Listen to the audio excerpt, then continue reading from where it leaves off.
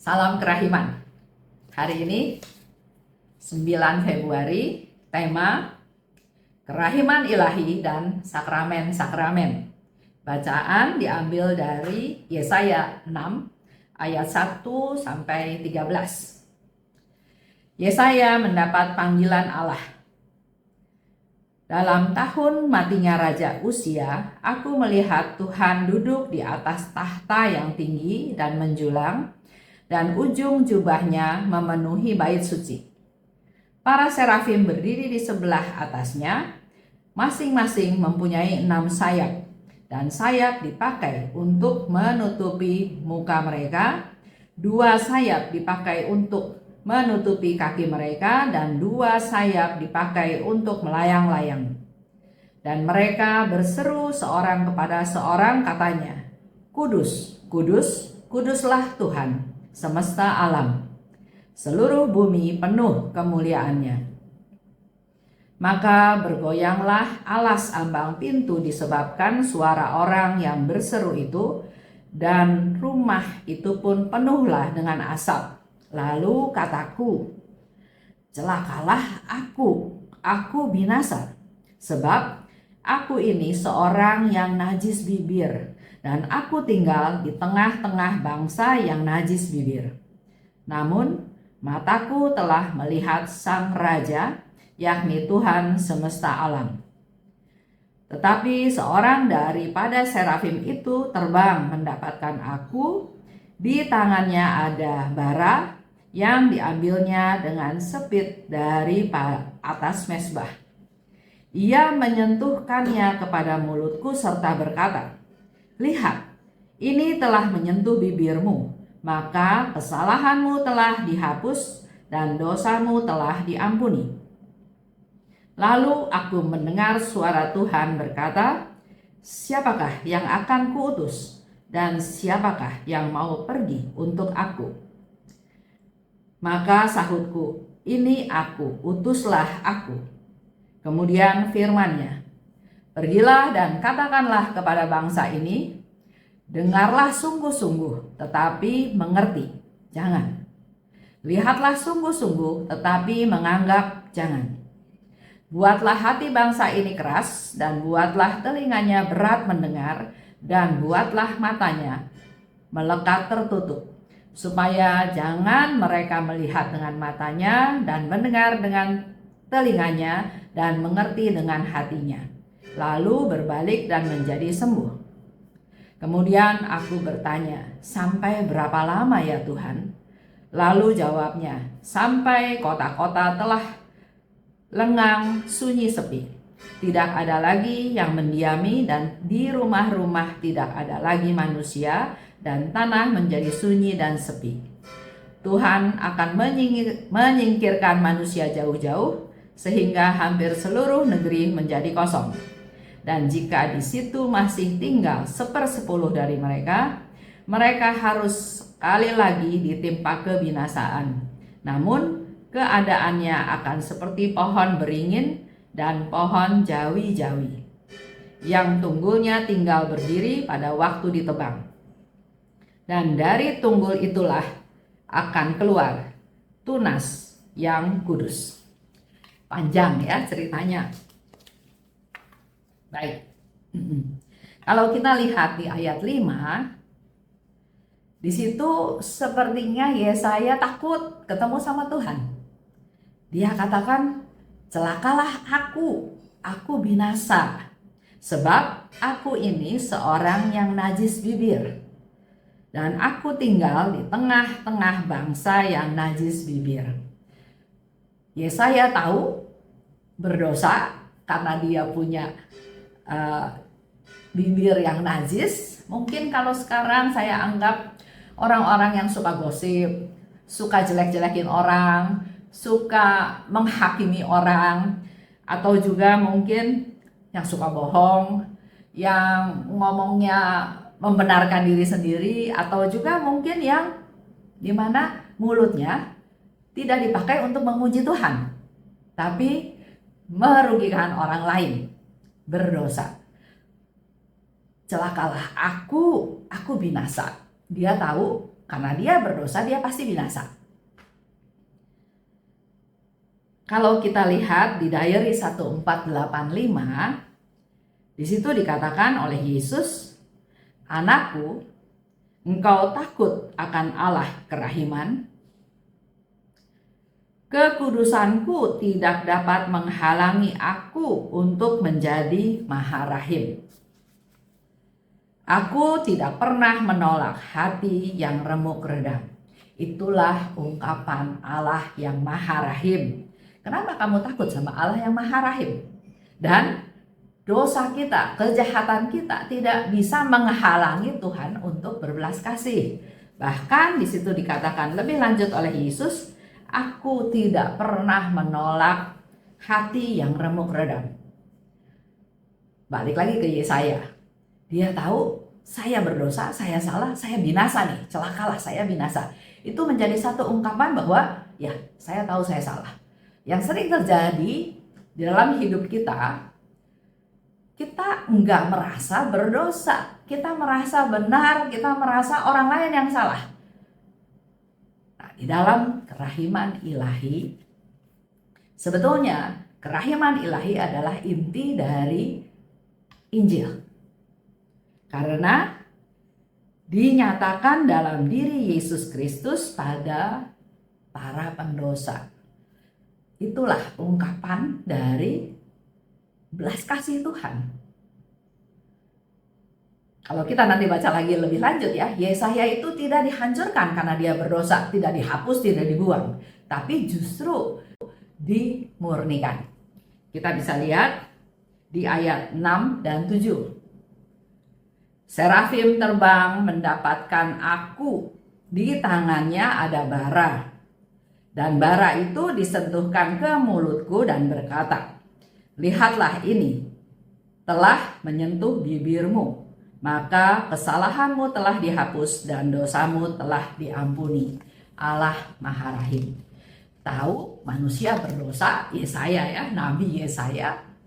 Tapi yang dilakukan oleh Tuhan bukan menghancurkan, bukan membuang, tapi justru memurnikan dengan cara karena najis bibir, maka serafim mengambil bara, disentuhkan ke mulutnya, dan dengan demikian dia dihapus dosa-dosanya. Kalau kita bandingkan dengan kita pun sebetulnya di dalam hidup ini sering diberi kesempatan oleh Tuhan untuk menerima bara pemurnian. Kita manusia berdosa. Antara lain najis bibir, sering ngegosip, sering bohong, sering menjelekan orang, menghakimi orang, memutarbalikkan fakta, merekayasa fakta, dan banyak hal ya yang dilakukan oleh bibir, oleh mulut kita. Nah, kalau kita lihat lebih lanjut di dalam Yesaya 6 ayat 3, di sana para serafim bernyanyi memuji Tuhan. "Kudus, kudus, kuduslah Tuhan semesta alam. Seluruh bumi penuh kemuliaannya." Kita pun diajak oleh Tuhan untuk juga sama-sama memuji Tuhan. Kalau kita sudah mengalami pemurnian, mulut kita yang najis dibersihkan, diampuni dosa-dosanya, mari kita memuji Tuhan bersama para malaikat yang kita tahu dalam perayaan Ekaristi. Di dalam perayaan Ekaristi kita ada doa tobat ya, untuk membersihkan kita dari dosa-dosa kita dan membuat kita menjadi kudus sebagaimana Tuhan kudus. Kalau kita lihat di 1 Petrus 1 ayat 15, "Tetapi hendaklah kamu menjadi kudus di dalam seluruh hidupmu, sama seperti Dia yang kudus, yang telah memanggil kamu." Kita semua sudah dipanggil Tuhan, dipilih, dipanggil, dan kita jawab, "Iya Tuhan." Seperti Yesaya, "Utuslah aku Tuhan." Kita para devosan kerahiman harusnya sudah siap untuk diutus oleh Tuhan. Nah, di dalam tahun kerahiman ini, di dalam tahun jubileum, tahun penuh rahmat, tahun pengampunan, tahun pertobatan, mari kita juga membersihkan diri kita. Hari ini Yesaya mengajak kita bicara tentang mulut yang najis. Karena di dalam diary Faustina juga dikatakan, lidah ini sesuatu anggota tubuh yang kecil, tapi bisa menghidupkan, bisa mematikan. Di tahun penuh rahmat ini, mari kita datang untuk menerima sakramen tobat. Kita mengaku bahwa kita berdosa, kita bersalah, kita sering melakukan hal-hal yang tidak berkenan kepada Tuhan. Setelah menerima sakramen tobat, kita bisa lewat pintu suci untuk memperoleh rahmat kerahiman yang Tuhan mau berikan selama tahun jubileum. Ada orang yang bilang, kan tahun jubileum 1 tahun, ngapain buru-buru ke pintu suci? Nanti-nanti aja. Boleh saja, free will. Tapi kalau tanya ke saya, kalau ada rahmat yang luar biasa yang Tuhan kasih, kenapa harus besok kalau bisa kita terima hari ini? Semakin cepat, semakin sering kita bertobat, semakin sering kita memperoleh pengampunan dari Tuhan, semakin kita akan menerima rahmat Tuhan. Yesus juga bilang di diary Faustina ya, bahwa rahmatku tidak akan mengalir kepada orang yang sombong. Orang yang sombong akan selama-lamanya miskin, kering. Rahmatku hanya mengalir kepada mereka yang rendah hati. Salah satu bukti kerendahan hati adalah kalau kita memang ngaku bahwa kita berdosa. Kita manusia apa-apa, kita bertobat, kita memang butuh kerahiman Tuhan, kita butuh pengampunan dari Tuhan.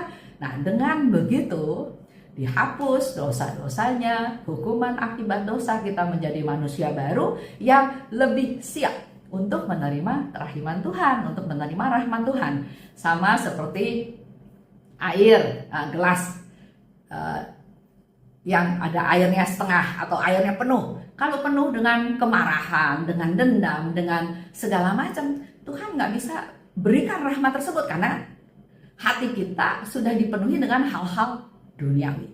Tapi kalau kita ngaku ke Tuhan, kita serahkan ke Tuhan, kita ngaku bahwa kita apa-apa, kita butuh rahmat Tuhan, maka segala hal yang jelek di dalam gelas itu, di dalam hati kita serahkan pada Tuhan, kita persembahkan pada Tuhan, dan Tuhan akan mengisi hati kita yang baru dengan rahmat-rahmatnya.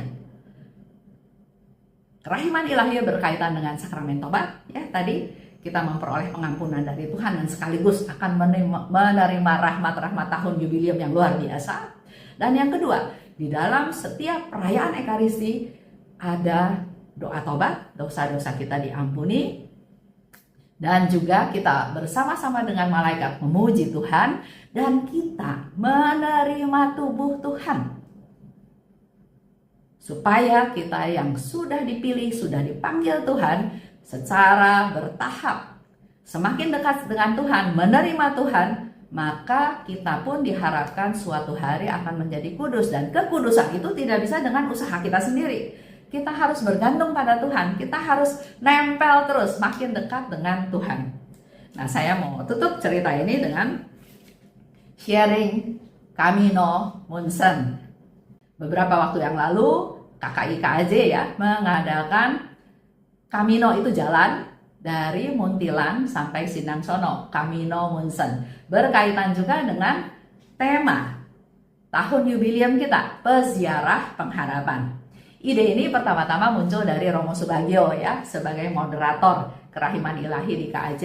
Ayo, kita nggak usah jauh-jauh sampai ke Spanyol, sampai ke Eropa, tapi kita jalani sebagai peziarah. Kita sebagai peziarah yang berjalan menuju Tuhan dengan penuh pengharapan. Kita manusia berdosa sehingga dikasih lambang. Jadi dalam perjalanan itu kita memikul salib. Salibnya lebih berat daripada waktu pikul salib di Israel, di Tanah Suci ya. Dan itu memang menunjukkan bahwa ya, kita hanya mencicipi sedikit saja penderitaan Yesus yang luar biasa, di mana dia harus memangku salib dengan ditendang, dengan didorong, dengan dijambak, dengan diludahi, dan betapa beratnya salib tersebut. Selain itu ada simbol juga, kita bawa batu. Batu itu menjadi beban hidup kita. Mungkin keputusasaan, kegagalan, kemarahan, dendam, ya apa saja, juga termasuk kalau saya pribadi, termasuk di dalam batu tersebut saya serahkan keegoisan saya, mungkin arogansi saya sering merasa saya lebih pintar dari beberapa orang tertentu ya. Dia belum selesai ngomong, saya tahu apa yang dia mau ngomong. Juga mungkin dari suatu kebanggaan. Saya bekerja puluhan tahun, saya bisa dapat posisi yang tinggi. Dan mungkin ada sebagian orang yang setelah mendapat posisi tinggi itu akan mempertahankan dengan sedemikian rupa supaya posisinya nggak hilang. Karena itu menjadi satu kebanggaan. Nah, mungkin menurut saya hal-hal tersebut sesuatu yang tidak kekal. Semua sifatnya sementara dan saya harus berani buang. Nah, di dalam perjalanan itu, dalam jalan salib, ada perhentian demi perhentian ya. Akhirnya sampailah ke Sinangsono, ke Gua Maria. Kita mempersembahkan seluruh kepapaan kita, berdoa pada Bunda Maria, mohon supaya Bunda Maria juga menolong kita supaya kita bisa melepaskan segala hal yang negatif dalam diri kita. Sebelum itu ada penerimaan sakramen tobat. Jadi kita juga diberi kesempatan untuk menerima sakramen tobat. Setelah itu, Gua Maria dan saya menyerahkan atau menaruh batu yang saya bawa di bawah Gua Maria sana untuk supaya Bunda Maria menolong saya untuk berdoa untuk saya supaya niat-niat saya bisa terlaksana. Itu suatu pengalaman yang luar biasa, di mana memang kita manusia berdosa dan itu harus diakui. Tidak bisa hanya sekedar terima sakramen tobat, ya sudah setahun sekali. Terima komuni, ya sudah seminggu sekali atau napas ya. Setelah semakin dekat sama Tuhan, semakin justru kita butuh. Dan Faustina katakan, kekuatanku adalah dari sakramen Ekaristi. Mari dalam tahun jubileum ini saya mau mengajak Bapak Ibu semua untuk masuk ke pertobatan. Semakin cepat, semakin baik. Semakin cepat, semakin mendapat rahmat Tuhan. Bertobat, semakin sering menerima komuni dalam perayaan Ekaristi, dan pasti kita akan punya bekal untuk menerima rahmat kerahiman, dan nanti suatu hari kita juga akan menjadi alatnya Tuhan untuk bisa berbelas kasih kepada sesama. Terima kasih. Salam kerahiman.